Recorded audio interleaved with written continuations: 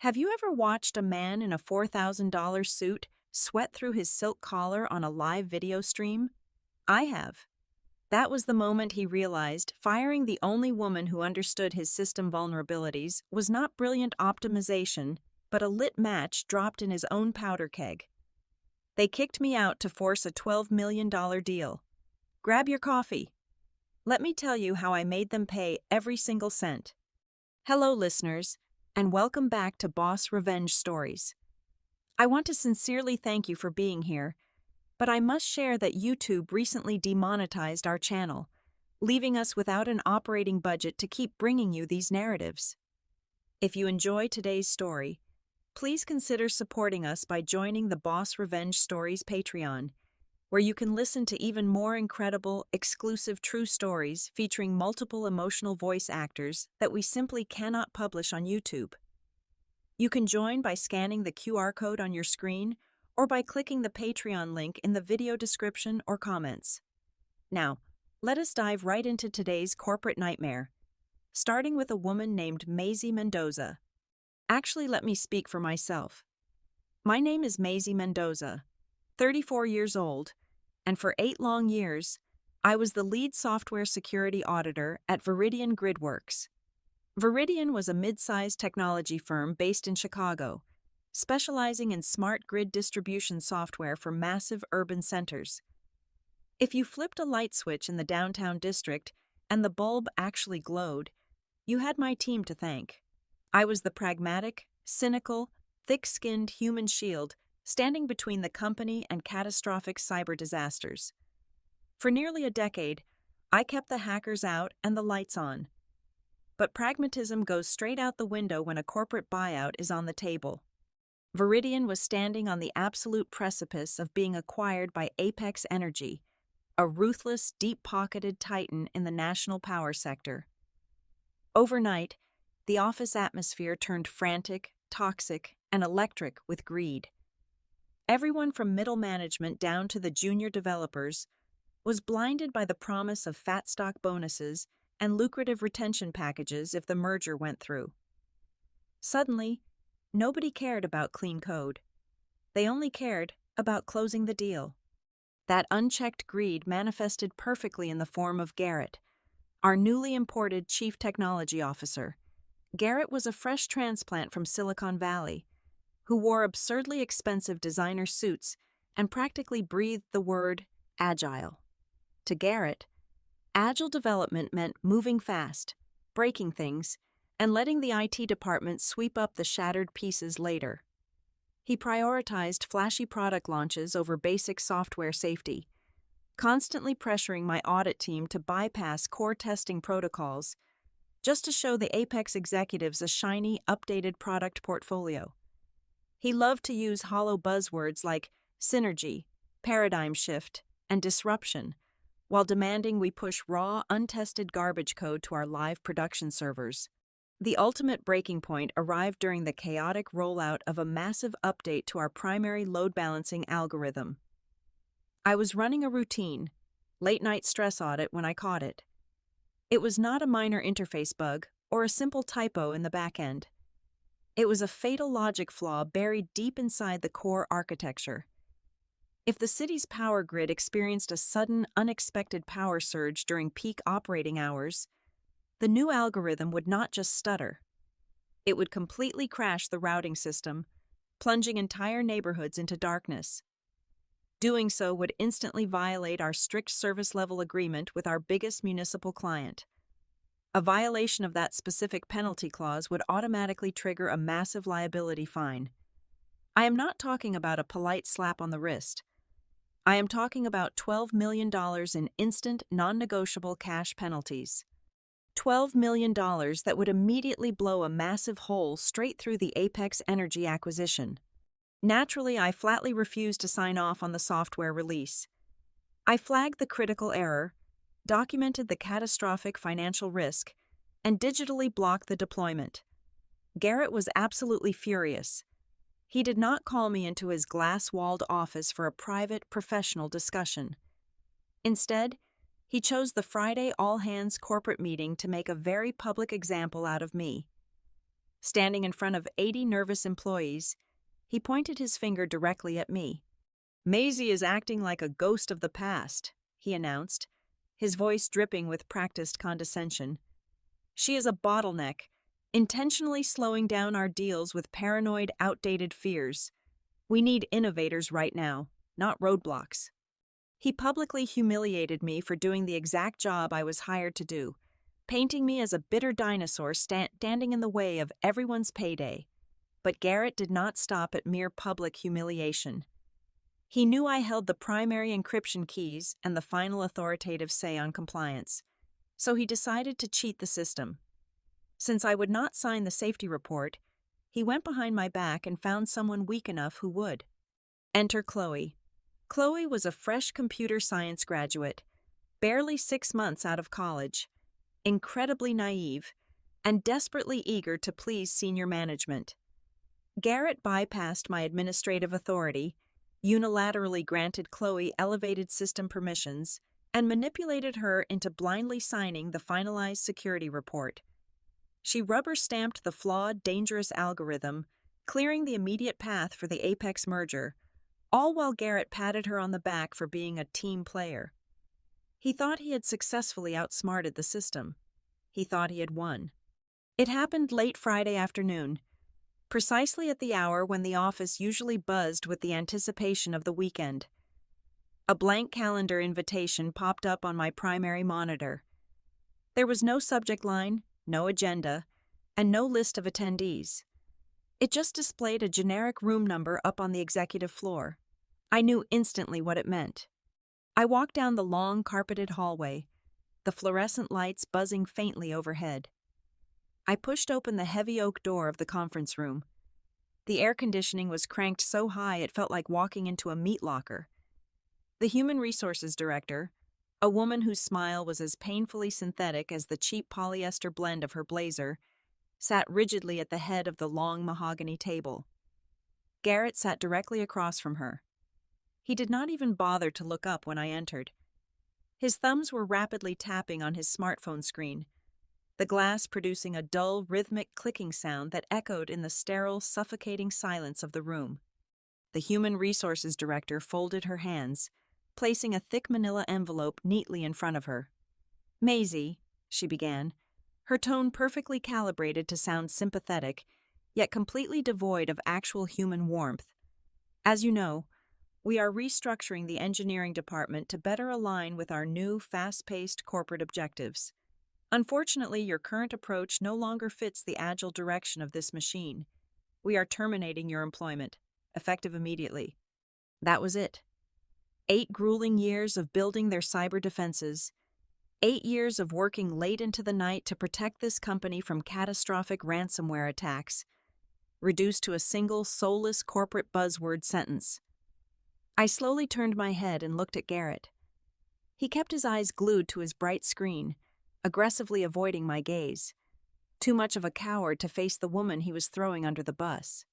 "You have exactly 15 minutes to clear your desk," the human resources director continued smoothly, sliding the severance packet across the polished wood.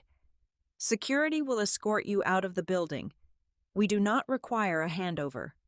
Your access badges will be deactivated upon exiting the lobby. No explanation, no debate, no opportunity to defend my record. It was a swift, calculated corporate execution." I walked back to my cubicle, feeling the heavy, oppressive silence of a dead woman walking. 2 burly security guards in dark uniforms trailed exactly 5 steps behind me, their arms crossed tightly over their chests. The entire open-plan office had gone dead silent. Dozens of my colleagues suddenly found their keyboards fascinating, refusing to make eye contact as I passed. 15 minutes. Most people in my position would break down and cry. Some would throw a heavy stapler at a computer monitor or scream obscenities at their manager. I did neither. Panic and rage are emotional luxuries a senior security auditor simply cannot afford. I sat down at my workstation for the very last time. The IT department at Veridian was notoriously lazy on Friday afternoons, which meant there was a fatal administrative lag.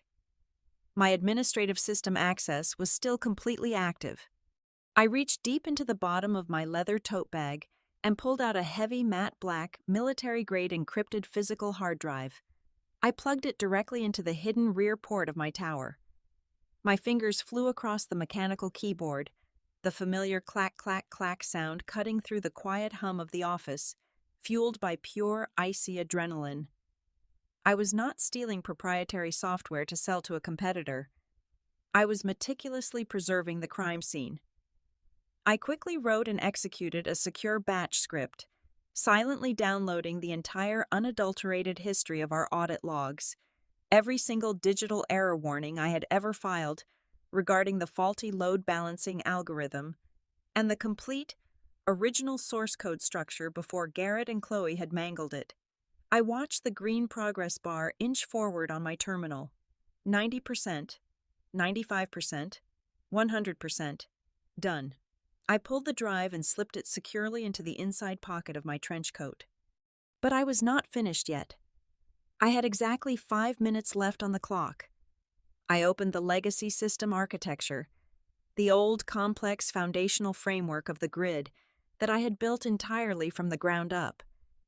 Garrett genuinely believed he could just override my ultimate authority with a junior developer's signature, but he fundamentally misunderstood how grid simulation environments actually operate in the real world. I navigated silently to the core directory and wrote a quiet, elegant fail-safe loop. It was not a virus. It was a digital dead man's switch. I coded a strict parameter dictating that if anyone ever attempted to boot up the massive power grid simulation environment without explicitly validating the launch through my specific, cryptographic security certificate, the entire system would instantly trigger a hard, protective freeze. It would automatically lock down every single server to prevent a simulated power overload from escaping the sandbox. Without my unique digital fingerprint, their multi-million-dollar testing environment was effectively a giant, useless brick. I hit execute. The code vanished seamlessly into the deep back-end architecture, entirely invisible to anyone who did not know exactly where to look. "Time is up," the larger security guard grunted, tapping his thick knuckles on the edge of my desk. I calmly locked my screen, grabbed my small cardboard box containing a ceramic coffee mug, a dying potted succulent, and a framed photo of my dog. I did not look back at my team. I just walked. I stepped out of the heavy glass revolving doors and onto the cold pavement. The Chicago sky above was a vast canvas of bruised, oppressive gray. The freezing winter wind whipped violently off Lake Michigan, biting sharply at my face and tearing at my coat. But I did not feel the cold at all. I stood there on the cracked concrete, clutching my pathetic little cardboard box, completely surrounded by the deafening noise of the city traffic. I felt absolutely no anger. I felt no sorrow. Instead, a deep, chilling stillness washed over my entire body. I looked up at the towering, shining glass windows of the Viridian Gridworks building. I knew exactly how their internal software functioned. I knew exactly what the rigorous auditors at Apex Energy would demand to see before signing that massive acquisition check. And because of that, I knew exactly when the invisible bomb I had just left buried deep in their server room was going to detonate. The first few days confined to my apartment felt incredibly heavy. It was a suffocating, unnatural quiet. For 8 consecutive years, my central nervous system had been permanently tethered to a corporate emergency pager. I was conditioned to expect the jarring, high-pitched shrill of automated system alerts waking me up at 3 o'clock in the morning, warning me of a sudden server spike or a rogue firewall ping from halfway across the globe. Now my mornings consisted only of the low hum of my refrigerator and the methodical ticking of the hallway clock. I brewed dark roast coffee. I watered the sad little potted succulent I had carried home in my cardboard box. I sat on my couch and tried to embrace the newfound peace. But the absolute silence was not relaxing in the slightest. It felt exactly like the ominous, heavy drop in barometric pressure right before a massive, destructive hurricane makes landfall. My professional auditor instincts were literally crawling under my skin. I knew a storm of unprecedented proportions was brewing downtown, and I was simply waiting for the thunder. By Tuesday afternoon, the dark clouds began to leak through my personal smartphone. It started as a cautious trickle of heavily encrypted text messages from the senior back-end engineers I had left behind in the trenches. They were reaching out to me like desperate hostages, slipping frantic notes under a locked steel door. Garrett was completely spiraling out of control.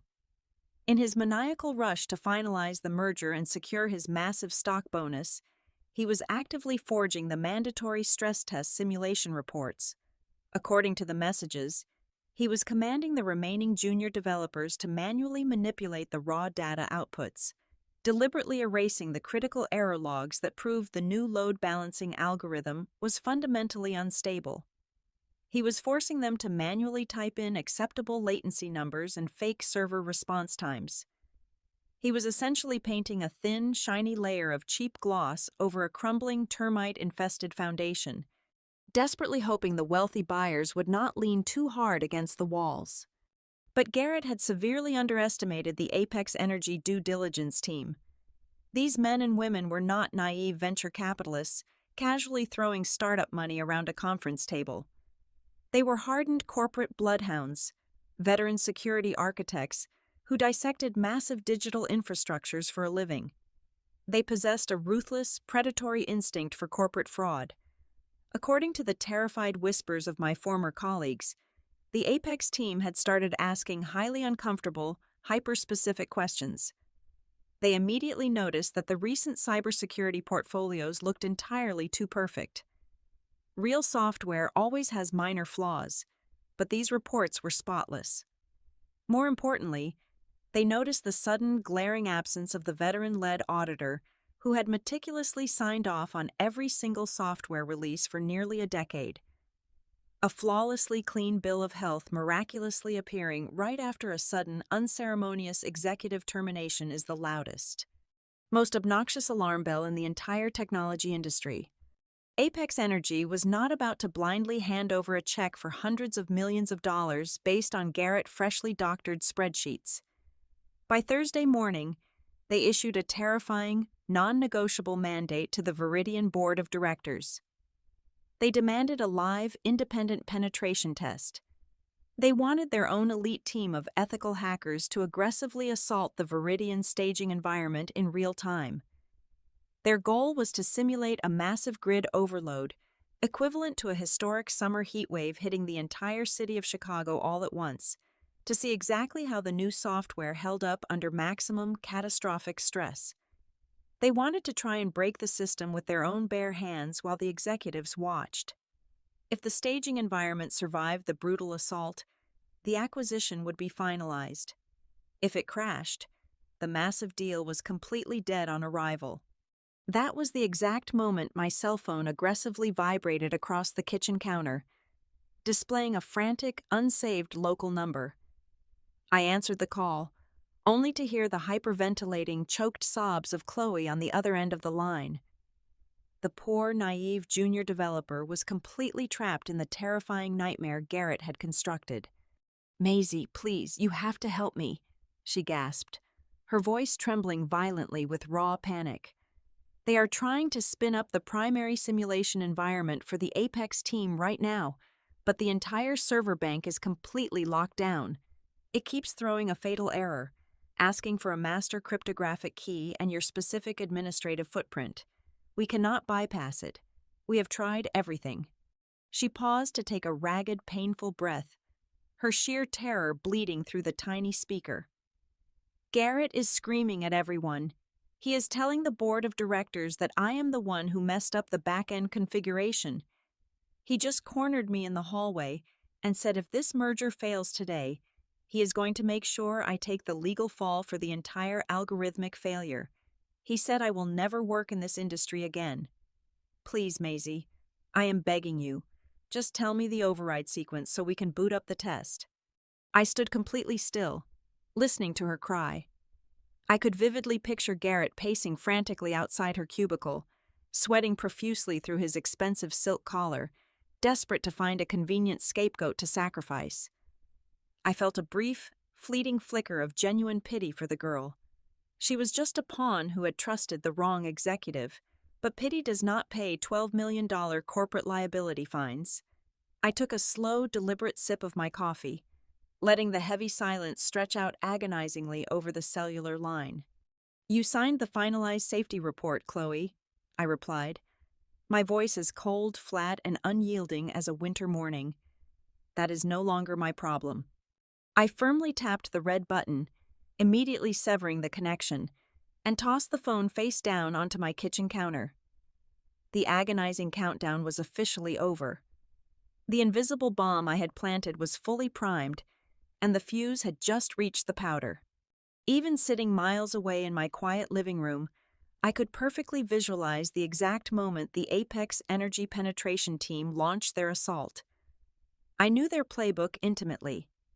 They would have initiated a massive brute force traffic surge, simulating a catastrophic summer heatwave grid demand, hitting the entire metropolitan area at the exact same second. But the very microsecond their aggressive payload struck the Viridian staging environment, my digital dead man switch woke up from its slumber. It did not merely stall the processing units. It executed a hard, violent, unyielding lockdown. Every single virtual server in the massive testing bank instantly slammed shut like a titanium bank vault. The massive monitoring dashboard spanning across the Viridian executive floor would have immediately flashed a blinding, apocalyptic crimson red. Virtual klaxons would be screaming through the server room speakers, signaling a total system failure. The highly anticipated simulation was entirely paralyzed, frozen solid in digital carbonite, absolutely refusing to process a single line of incoming data. The high-stakes, multi-million-dollar demonstration had violently crashed and burned before it even managed to leave the runway. Inside the glass-walled boardroom, absolute pandemonium must have erupted. But Garrett was a creature of pure corporate survival. Cornered rats always bite the hardest when they are trapped. Instead of dropping to his knees, confessing his grotesque negligence, and admitting he had bypassed the foundational safety protocols, he immediately launched a vicious, highly calculated counteroffensive. He stood up in front of the furious Apex executives and spun a massive, desperate, entirely fabricated narrative. He pointed his trembling finger at the frozen, glaring red screens and confidently declared that the total system failure was absolutely not a flaw in his brilliant, agile architecture. He claimed with complete conviction that it was a deliberate, malicious cyber attack from an internal threat. He completely threw me under the bus without a second thought, branding me as a disgruntled, unstable former employee who had maliciously planted a destructive extortion virus deep in the mainframe on my way out the door. He painted himself as the innocent victim of a bitter, vindictive saboteur trying to hold the monumental merger hostage out of sheer spite. Less than 20 minutes after the catastrophic crash, my personal laptop screen suddenly illuminated with a secure incoming video conference request. The caller ID was completely masked, but the encrypted handshake protocol flashing on my firewall belonged exclusively to the Apex Energy Global Security Division.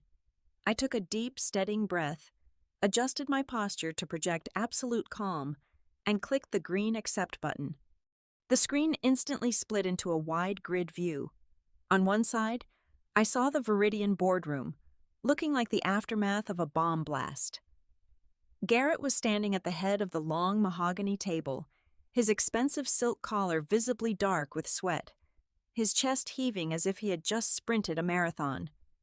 Across from him sat the formidable Apex acquisition team, their faces carved out of cold, unforgiving stone. The man leaning into the microphone was the Apex Chief Information Security Officer, a terrifyingly calm corporate veteran with steel-gray hair, cold eyes, and absolutely zero patience for amateur corporate games. "Ms. Mendoza," the Apex security chief began, his voice flat, heavy, and dripping with authoritative menace. "We just traced an unauthorized, highly complex, cryptographic lockdown sequence directly back to your specific administrative credentials. You have effectively paralyzed a critical infrastructure asset. I am going to make this very simple for you.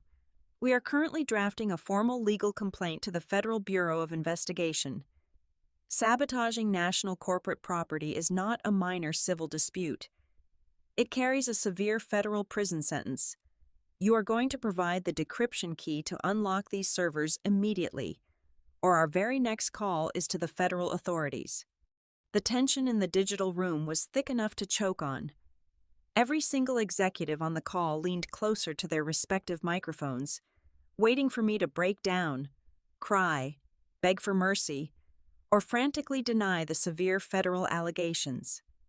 In the corner of my screen, Garrett was practically vibrating with smug, triumphant validation. He had successfully shifted the massive blame. He truly believed he had trapped me in an undeniable federal crime, sealing my fate to save his own career. I looked directly into the camera lens. I did not blink. I did not raise my voice a single decibel.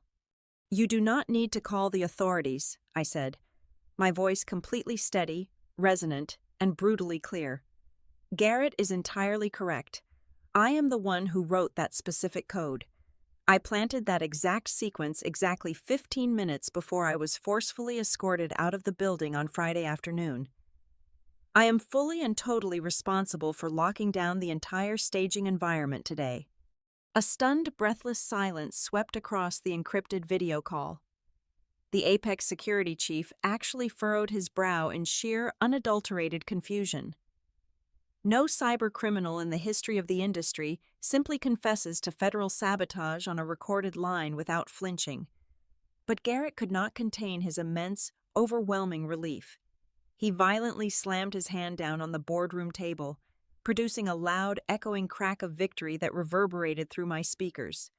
"See?" Garrett yelled, his voice cracking wildly with a chaotic mix of adrenaline and desperate vindication.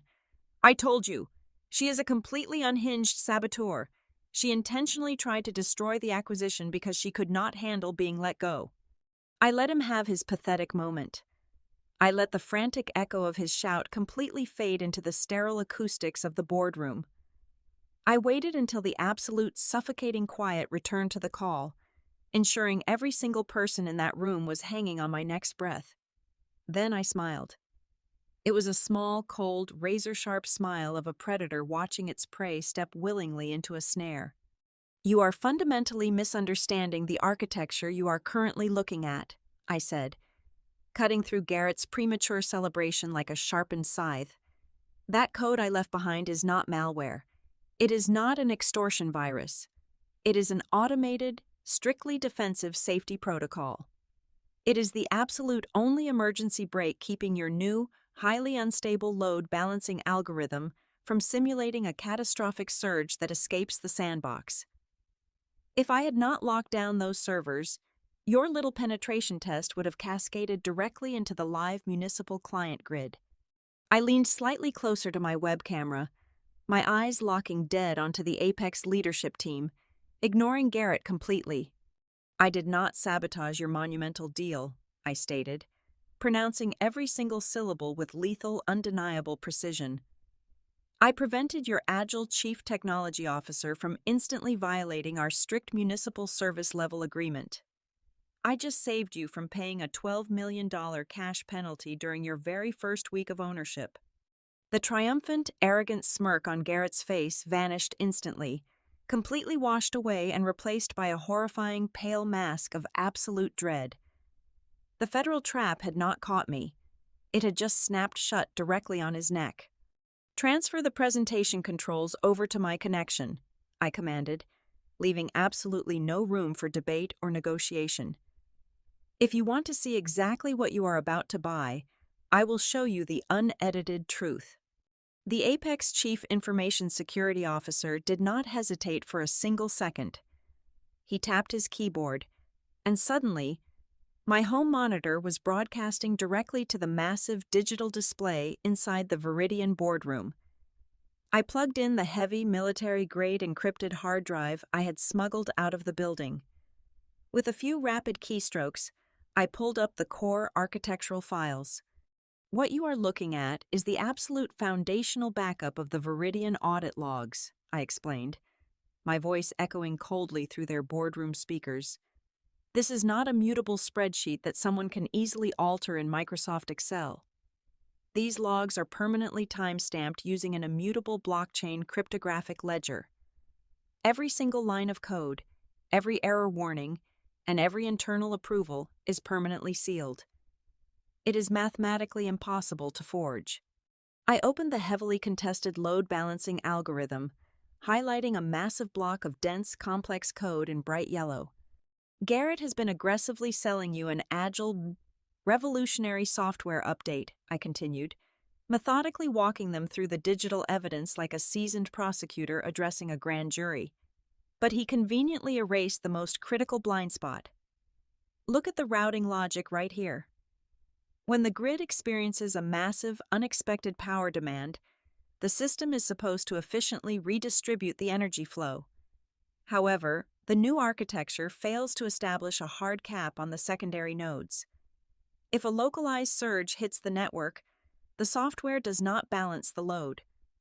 It creates a catastrophic, infinite feedback loop. The virtual servers overheat, panic, and violently dump the excess power directly into the adjacent municipal sectors. I paused, letting the heavy, undeniable reality of the code sink in. The faces of the Apex engineers on the video feed were completely transfixed on the screen. They were seasoned professionals. They could read the raw architecture. They knew instantly that I was telling the absolute truth. If my emergency brake protocol had not locked down your penetration test today, I said, leaning closer to the microphone, your simulated traffic surge would have forced the test servers to physically bridge into the live municipal client network to dump the fake load. You would have accidentally triggered a massive, cascading blackout across the entire metropolitan area. That is an automatic, non-negotiable violation of the service level agreement. It carries an instant penalty of $12 million. That is the ticking time bomb you are about to purchase. The boardroom erupted into a chaotic, overlapping frenzy of hushed whispers and aggressive finger-pointing. Garrett was practically vibrating out of his expensive leather chair. His face was a blotchy, hyperventilating shade of panic. He frantically unbuttoned his silk collar, gasping for air as his massive corporate lie rapidly unraveled in front of a live audience. "She is lying!" Garrett shrieked, his voice cracking into a desperate, high-pitched defense. He slammed his palms flat against the mahogany table. "That is an old legacy data set. She is intentionally using outdated information to manipulate you. That specific routing issue was just a minor front-end interface glitch. It was a visual bug. We completely patched it before the final audit was submitted. She is just a bitter, disgruntled ex-employee trying to burn the house down because she could not keep up with our new agile workflow." I let him scream. I let him dig his own professional grave as deep as he possibly could. The Apex executives watched him flail with expressions of profound, icy disgust. When Garrett finally ran out of breath, panting heavily against the table, I delivered the final, undeniable killing blow. "A front-end interface glitch," I repeated, my tone utterly devoid of any emotion. "That is a very interesting defense, Garrett. Let us verify that claim right now." I minimized the architecture file and opened a deeply hidden, highly restricted administrative directory. As the lead security auditor, my department did not just monitor the software for external threats, I explained smoothly. We also monitored the internal network for unauthorized, malicious administrative tampering. What I am opening right now is the raw, unfiltered keystroke logging system. It records every single physical button pressed on an administrative keyboard, attached to the specific user profile. I filtered the massive database by Garrett's exact administrative credentials and threw the heavily encrypted log file onto the main screen for everyone to witness. According to this immutable digital ledger, I stated, reading the irrefutable evidence line by line, exactly 3 days after I was terminated from this company, at exactly 2 o'clock in the morning, your chief technology officer logged into the primary mainframe from his personal device. He did not patch a minor visual bug. He actively, intentionally highlighted and manually deleted 40 lines of core safety warning code. He surgically removed the automated alarms that would have alerted the Apex due diligence team to the algorithmic instability. He then forced a junior developer to fraudulently sign a clean safety report to hide his tracks. The silence that instantly crashed down on the Viridian boardroom was completely deafening. It was a thick, suffocating, terminal quiet. It was the heavy silence of a multi-million-dollar corporate execution. Nobody moved. Nobody breathed. Garrett stood completely frozen, his mouth opening and closing like a suffocating fish pulled onto dry land. He had absolutely no defense. There was no corporate buzzword, no agile synergy, and no aggressive posturing that could erase the digital fingerprints he had left directly on the murder weapon. The Apex Chief Information Security Officer slowly reached up and removed his reading glasses. He folded them with methodical, terrifying precision and placed them gently on the polished wood table. He turned his head and stared directly at Garrett. It was the cold, unblinking stare of an apex predator that had just realized it was a fraction of a second away from swallowing a mouthful of highly toxic poison. "Turn off the projector," the Apex chief ordered, his voice dropping to a dangerous, gravelly whisper. He did not wait for anyone to comply. He slammed his laptop shut, instantly severing the local video feed from the Viridian side of the room. The only remaining connection was my direct line to the Apex leadership team. The Chief Information Security Officer looked directly into my camera feed, his expression shifting from corporate rage to a grim, deeply respectful acknowledgement. "Ms. Mendoza," he said, his tone entirely professional, "we appreciate your unprecedented transparency today. You have successfully prevented a catastrophic financial liability for our organization." He then pressed a button on his console, patching a direct audio line to the Viridian Chief Executive Officer, who had been sitting in terrified silence the entire time. "This acquisition is officially suspended indefinitely," the Apex Chief announced, delivering the death blow with ruthless corporate efficiency. "We are immediately halting all financial transfers and freezing the merger contracts. We will not proceed with this transaction under any circumstances until we conduct a full independent forensic investigation into this intentional, malicious document fraud orchestrated by your executive leadership. Have your legal counsel expect our call." With a sharp, decisive click, the video conference abruptly terminated. My screen faded to a peaceful, pitch-black void. I leaned back into my couch, taking a long, deeply satisfying sip of my coffee. The hurricane had finally made landfall, and it had completely leveled the Viridian executive suite. Exactly 2 hours after my screen faded to black, my personal cell phone rang. It was not a panicked engineer this time. The caller ID boldly displayed the name of the Viridian Chief Executive Officer, the same man who had blindly trusted his new golden boy just a few days prior was now calling me with a pathetic, trembling desperation in his voice. He begged me to come back to the office to help them rectify this unfortunate misunderstanding. But I already knew it was not a misunderstanding. My former colleagues had already texted me the brutal fallout. Apex Energy had just delivered a ruthless ultimatum to the Viridian Board of Directors.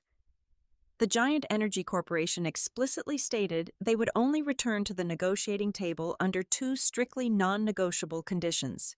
The first condition was that Garrett had to be terminated immediately, completely stripped of his lucrative stock options, and denied any form of a severance package. The second condition was the real killing blow. Apex demanded the entire load-balancing security architecture be rebuilt from the ground up, and the only person they trusted to architect that rebuild was me. The chief executive officer practically tripped over his own words, offering me my old lead auditor position back, complete with an empty apology and a hollow promise of a slight salary bump. I flatly refused. I told him I was no longer interested in being a salaried employee at a company that treated its most vital defense mechanisms like disposable garbage. However, I offered them an alternative. I told him I would return exclusively as an independent security consultant on a strict 6-month contract. My consulting fee would be exactly 4 times my previous annual salary, paid directly to my newly formed limited liability company.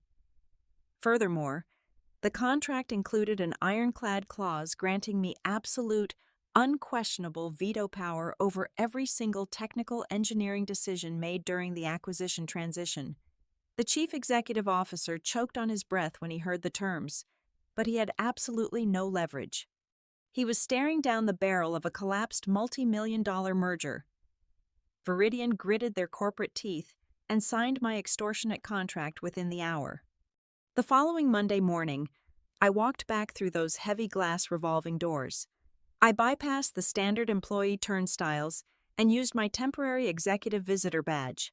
As I stepped off the elevator onto the executive floor, holding a fresh cup of dark roast coffee, I was greeted by a truly spectacular sight.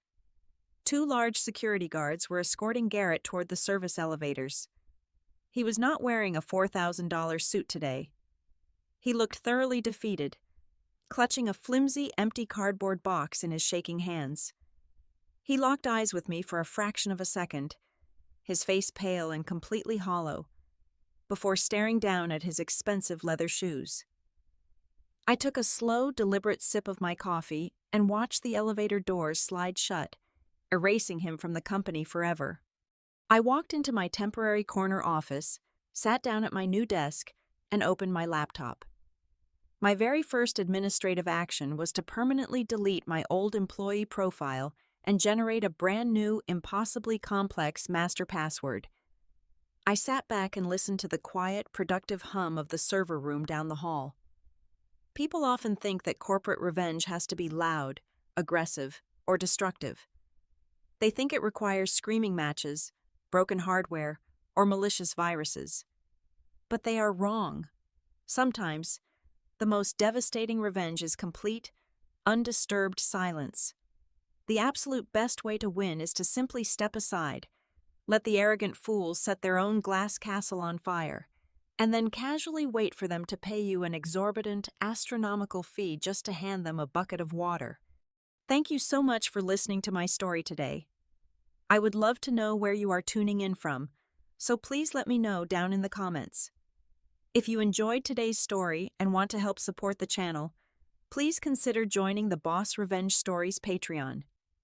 It is the best place to hear our most incredible, exclusive true stories that we simply cannot publish publicly on YouTube. You can join by scanning the QR code right here on the screen, or by clicking the Patreon link in the description or the pinned comment below. Thank you again for your time, and I will see you in the next one.